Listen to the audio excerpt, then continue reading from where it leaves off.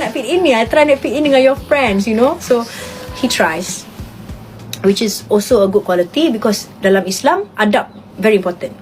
Adab very important. So orang yang faham agama ni, dia faham benda-benda tu. Adab, dia faham banyak benda, dia faham banyak benda.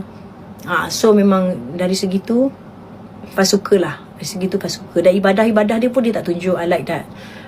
Tiba-tiba macam dia hilang. Tiba-tiba dia hilang.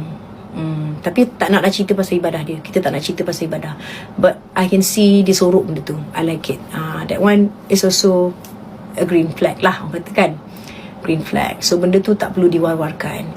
Dan dalam zaman yang kita nak tunjuk semua benda ni, it's very rare for someone to not want to show. Sebab seboleh-boleh 3 kali seboleh-bolehnya kan, macam Fas juga percaya dari segi ibadah, sedekah ke, dari segi solat ke, apa-apa saja yang kita buat, seboleh-bolehnya kita sorok benda tu kan. Sebab kita nak buat kerana Allah.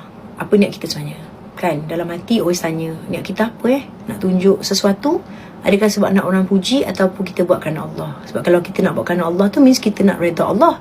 Tapi kalau kita nak tunjuk kat orang tu means apa niat kita? Niat kita mungkin nak I'm not sure, I don't know. Maybe nakkan orang puji kita, or nak tunjuk image yang certain image, I'm not sure. Tapi I'm not talking about anyone. First just nak cakap pasal Q.